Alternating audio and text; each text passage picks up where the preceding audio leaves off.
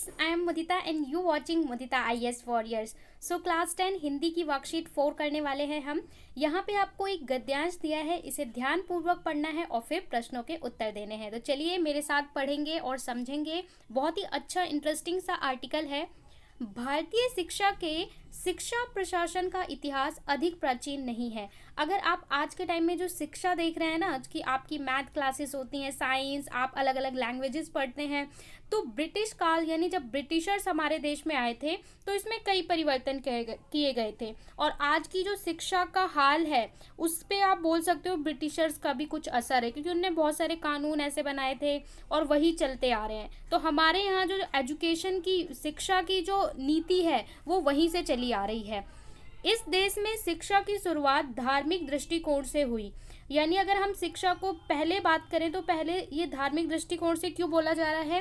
पहले धर्म के आधार पर शिक्षा की सबको अधिकार होता था, हर कोई नहीं पढ़ सकता था। जो ब्राह्मण परिवार के बच्चे होते थे वो ही पढ़ सकते थे।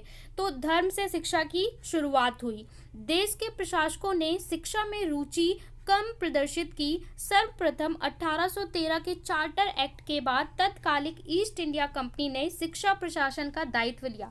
आपको पता है जो ब्रिटिशर्स हैं यानी इंग्लैंड से जो रूलर आए थे, जो भारत पे राज्य कर रहे थे, उन्होंने समय समय पे अलग अलग कानून बनाए। तो 1813 में एक रूल आया था, एक कानून आया था जहाँ पे जो अंग्रेज थे उन्होंने कहा कि भारत की जो एजुकेशन है ना, इसमें हम थोड़ा विकास करेंगे, थोड़ा हम योगदान देंगे। वैसे वो योगदान अपने फायदे के लिए दे रहे थे, लेकिन क्या योगदान था?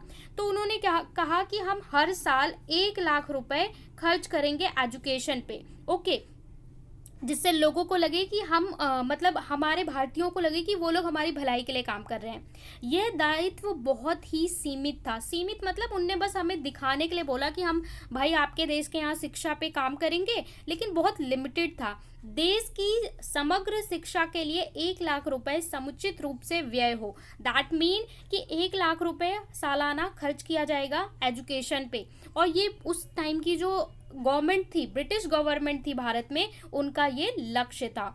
शिक्षा प्रांति का विषय रहा, तब सरकार ने शिक्षा में रुचि लेना प्रारंभ किया। इसके बाद ही हमें शिक्षा प्रशासन के स्वरूप में परिवर्तन देखने को मिलता है।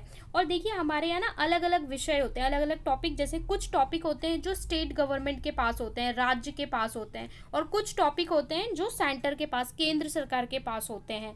ठीक है, और कुछ टॉपिक होते हैं जिसमें राज्य और केंद्र दोनों ही भाग ले सकते हैं। तो हम बोलते हैं राज्य के विषय, केंद्र के विषय, और तीसरा बोलते हैं समवर्ती, जिसमें दोनों लोग भाग ले सकते हैं। इसे जब आप इंडियन पॉलिटी पढ़ोगे तब अच्छे से समझोगे। यहाँ पे बस थोड़ा सा आपको समझना है। 1921 तक शिक्षा प्रशासन केंद्रीय विषय ही रहा। केंद्रीय विषय मतलब अगर शिक्षा के लिए कोई भी डिसीजन लेना है तो केंद्र सरकार लेगी, सेंटर गवर्नमेंट लेगी, स्टेट गवर्नमेंट नहीं ले सकती। 1921 तक ऐसा रूल था। 1921 के बाद से अब तक यह राज्य का विषय बन गया, लेकिन अब ये क्या है? स्टेट गवर्नमेंट का विषय है। आप दिल्ली के स्टूडेंट हैं, आपके लिए कोई न्यू पॉलिसी लानी है तो आपकी स्टेट गवर्नमेंट आपके लिए ला सकती है, लेकिन पहले ऐसा नहीं था। पहले ऐसा केंद्र ही कर सकता था पूरे देश के लिए। कुछ महत्वपूर्ण अधिकार तथा राज्यों को सलाह देने का काम समय देश की शिक्षा नीति आयोजन के शिक्षा संबंधी आंकड़ों का प्रकाशन, विशिष्ट क्षेत्रों की शिक्षा, वित्तीय अनुदान, राष्ट्रीय स्तर की संस्थाओं का संचालन आदि केंद्र के अधीन है। इसके अलावा कुछ ये टॉपिक हैं जो केंद्र के अंतर्गत आते हैं, बाकी राज्य भी इस पे डिसीजन अब ले सकता है क्योंकि ये राज्य का विषय बन चुका है। फिर भी समग्र रूप से शिक्षा संविधान में राज्य सूची में होने का कारण प्रशासन का ही विषय बना रहा। अक्टूबर 1976 में इस विषय को समवर्ती सूची में लिया गया। समवर्ती मतलब समवर्ती सूची ऐसी लिस्ट है जिसपे स्टेट गवर्नमेंट और राज्य गवर्नमेंट, ठीक है, दोनों ही, केंद्र और स्टेट दोनों ही डिसीजन ले सकते हैं, लॉ बना सकते हैं। तो इसको समवर्ती सूची में देखिए हमारे पास दो पॉलिटी में ना ये बताया जाता है कि हमारे पास 2-3 लिस्ट हैं। ठीक है, एक लिस्ट पे जिसपे केवल हर स्टेट अपने लिए रूल बनाएगा, एक लिस्ट होती है जिसपे केंद्र बनाएगा पूरे देश के लिए। जैसे सुरक्षा की बात करते हैं तो भारत की सुरक्षा का टॉपिक किसके पास होता है? केंद्र के पास होता है, केंद्र ही डिसीजन ले सकता है, ठीक है, जो हम बोलते हैं सरकार, देश की सरकार, ठीक है, पीएम और उनका मंत्रिमंडल। और ये इस राज्य क्या होता है? State government. और एक लिस्ट होती है, इसमें टॉपिक्स होते हैं, इस पे दोनों डिसीजन ले सकते हैं, तो इसको समवर्ती में ऐड कर दिया गया जिसपे दोनों डिसीजन ले सकते हैं। आशा की जाती है कि केंद्र प्रशासन अब अधिक सक्रिय और महत्वपूर्ण भूमिका निभा सकेगा। ठीक है, तो अब ये आपका इतना सा टॉपिक था ब्रिटिश काल के बारे में और एजुकेशन में क्या क्या चेंजेस किए गए। अब यहाँ पे आपको दिया गया है क्या? Question answer. पहला, धार्मिक शब्द में प्रत्यय बताना है, इसके बाद यहाँ पे विलोम बताना है 2 शब्दों का। शिक्षा के समवर्ती सूची किस वर्ष में शामिल गया? 1813 चार्टर का मुख्य उद्देश्य, और आप एजुकेशन में क्या चेंज करना चाहेंगे। तो चलिए फटाफट से सारे आंसर देख लेते हैं इन क्वेश्चंस के। प्रश्न बोला है कि धार्मिक शब्द से प्रत्यय को अलग करिए। देखिए प्रत्यय क्या होता है? कोई भी शब्द जहाँ पे मूल शब्द प्लस प्रत्यय, यानी शब्द के एंड में हम लगाते हैं वो हमारा क्या होता है? प्रत्यय।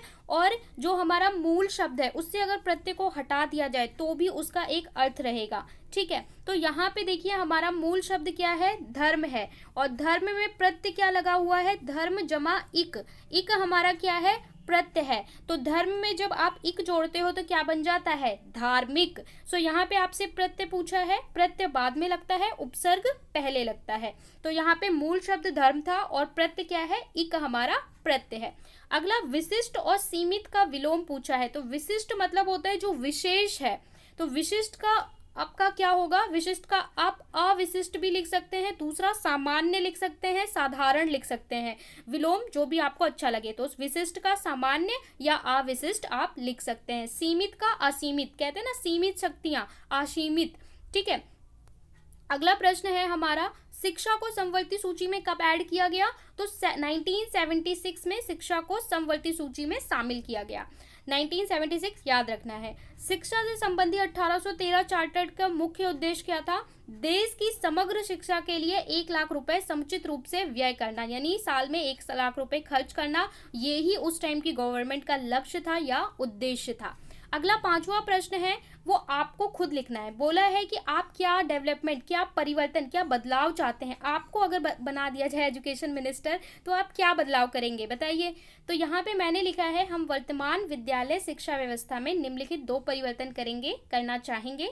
नंबर 1, कौशल विकास पर जोर देना। कौशल मतलब क्या होता है कि स्किल्स। देखिए स्किल नहीं होती तो बच्चा कुछ भी नहीं कर सकता, तो स्कूल में ही अगर उसको स्किल सिखाए जाए, कोडिंग सिखाई जाए, है डेवलपमेंट सिखाया जाए, अलग अलग चीज़ें सिखाई जाए, कोई भी स्किल सिखाई जाए, तो बच्चे को कोई भी डिग्री की ज़रूरत नहीं है नौकरी के लिए, वो ऐसे ही टैलेंटेड बन जाएगा। तो स्किल विकास पे जोर दिया जाना चाहिए। दूसरा, खेल को अनिवार्य विषय। खेल, हमारे यहाँ खेल को महत्व नहीं दिया जाता, पर अगर स्कूल में खेल को एक सब्जेक्ट बना दिया जाए तो स्टूडेंट्स का क्या होगा कि अगर वो अपना करियर स्टडी में नहीं बना पाते तो खेल में उनके पास अच्छा एक्सपीरियंस होगा, वो अपना करियर खेल में बना सकते हैं। तो ये मेरे 2 सुझाव। और भी कोई सुझाव अच्छा लगता है तो आप लोग लिख सकते हैं। यहाँ पे हमारी वर्कशीट कंप्लीट होती है।